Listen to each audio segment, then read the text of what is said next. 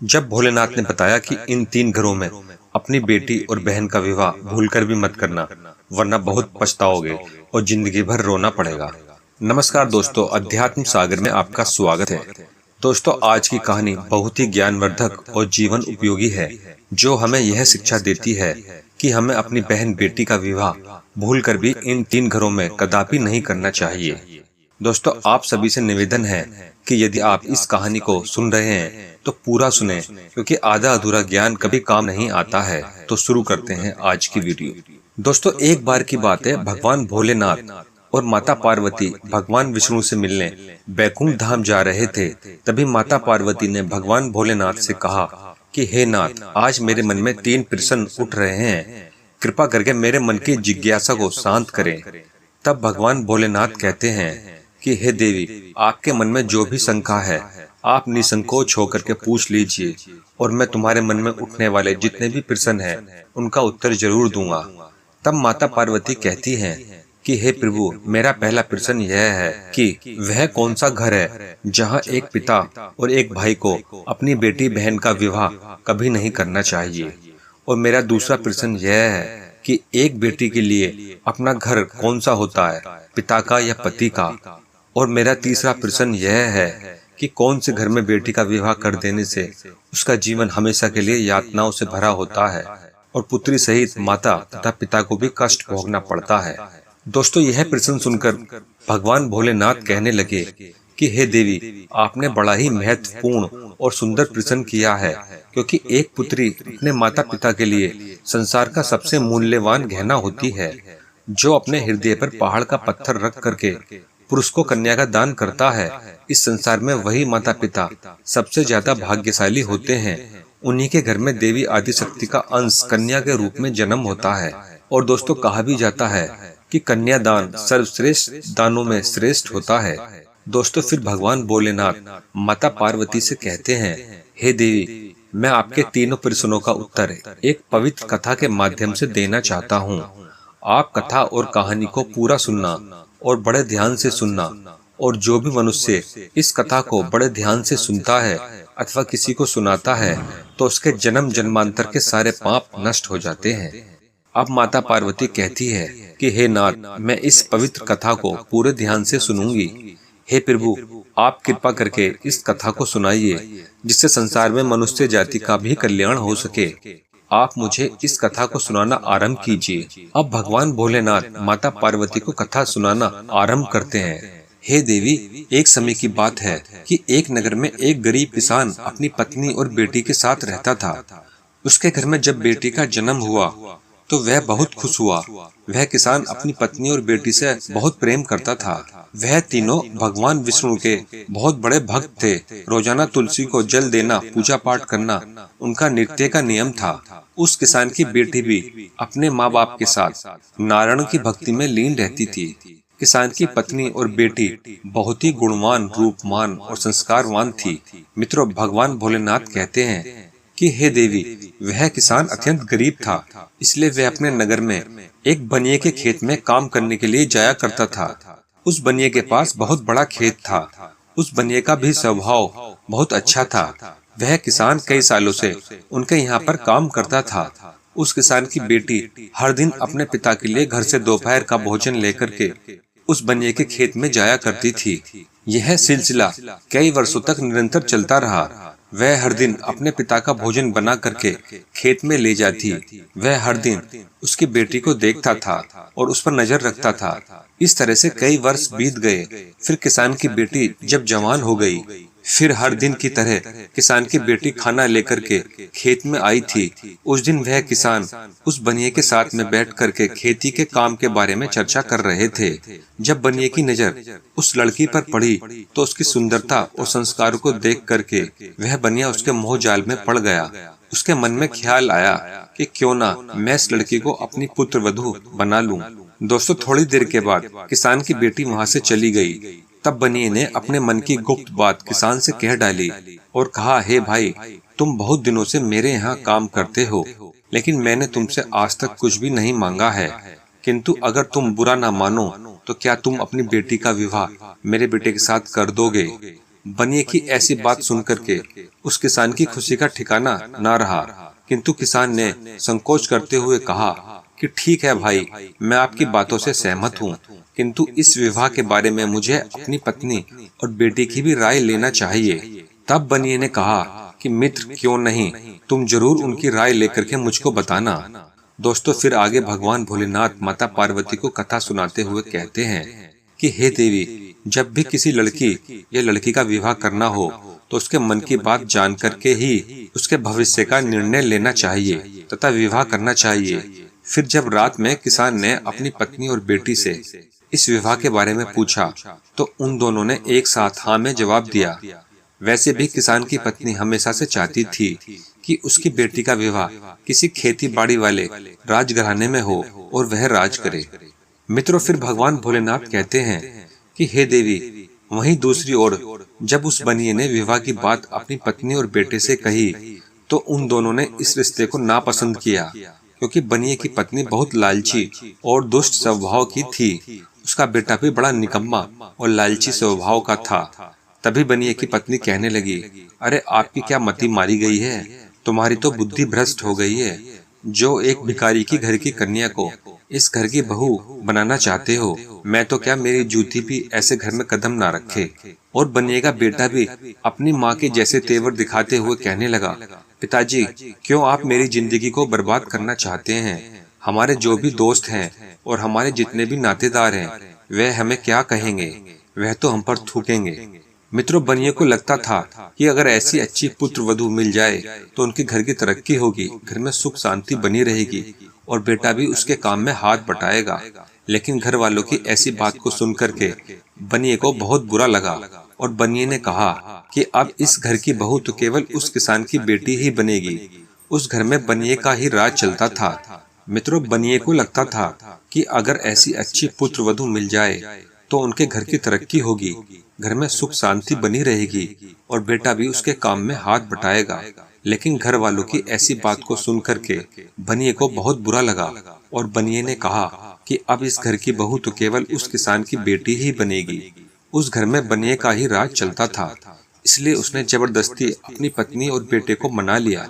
फिर अगले दिन जब खेत में किसान और बनिए की मुलाकात हुई तो किसान कहने लगा, हे भाई, मुझे माफ कीजिए, हमें यह रिश्ता तो बहुत पसंद है, किंतु मेरी आपके बेटे के साथ विवाह करने की हैसियत नहीं है। तब बनिए ने मुस्कुराते हुए कहा, बस इतनी सी बात है, तुम जितना चाहे खर्च करो, तुम्हें जितने भी धन की आवश्यकता होगी वह तुम्हें मिल जाएगा। तुम्हें हमारे मुंशी जी वह धन तुमको दे देंगे। तब बनिए ने मुंशी से कहा, देखो, यह हमारे होने वाले समधी हैं, इन्हें जो चाहे वह सब कुछ दे दो। फिर उस किसान ने बड़ी धूमधाम से अपनी बेटी का विवाह उस बनिए के लड़के के साथ कर दिया। किसान की बेटी ने भी ईश्वर का नाम लेकर के उसके साथ में 7 फेरे लिए और उसके बाद वह किसान और उसकी पत्नी अपनी बेटी को उस बनिए के लड़के के साथ में विदाई कर देते हैं। वह अपने ससुराल में चली गई। फिर क्या होता है, बनिए का बेटा पत्नी को छोड़ करके अपनी एक प्रेमिका के साथ दिन प्रतिदिन जंगल में मिलने जाने लगा। वह अपनी प्रेमिका के जाल में ऐसा फंस गया कि अपनी पत्नी को भी प्यार देना भूल गया और हमेशा अपनी प्रेमिका के साथ एक जंगल में मिला करता था और उसी के साथ में सारा दिन बिताया करता था। और इधर उस बनिए के घर में प्रतिदिन सास बहू में झगड़ा होने लगा। हर दिन बनिया अपनी बहू और पत्नी को समझाता और सुलह करा देता था। फिर एक दिन की बात है कि उस बनिए को दिल का दौरा पड़ गया और उसी कारण से उसकी मृत्यु हो गई। तब सबसे ज्यादा दुख उस किसान की बेटी को हुआ, जबकि बनिए की पत्नी और बेटा बहुत खुश हुए क्योंकि अब उनको कोई टोकने वाला नहीं था। मित्रों, भगवान भोलेनाथ कहते हैं कि हे देवी, अब तो किसान की बेटी के बहुत बुरे दिन शुरू हो गए थे। जब भी झगड़ा होता तो अपने मायके में आ जाती, लेकिन किसान और उसकी पत्नी हमेशा उसको समझा बुझा करके वापस उसी बनिए के घर भेज दिया जाता था। यह सिलसिला कई महीनों तक चलता रहा। फिर एक दिन बनिए के बेटे ने किसान को काम से निकाल दिया और उसे बहुत बुरा भला अपशब्द कहा, उसकी बड़ी बेइज्जती की। जब किसान की बेटी उनसे डरने की वजह उनसे प्रेम पूर्वक पूछने लगी, तब बनिए की पत्नी के मन में एक बुरा ख्याल आया। उन दिनों किसान की बेटी पेट से थी, वह गर्भवती थी। तो उसने चिकनी चुपड़ी बातों से किसान की बेटी के मन को जीत लिया, मानो जैसे कोई सांप चिड़िया के अंडों की रक्षा कर रहा है। फिर एक दिन उस बनिए की पत्नी ने अपने बहू के खाने में जहर मिला करके उसको दे दिया। किसान की बेटी भी अनजाने में उसे खा करके सो गई और उसकी रात्रि में मृत्यु हो गई।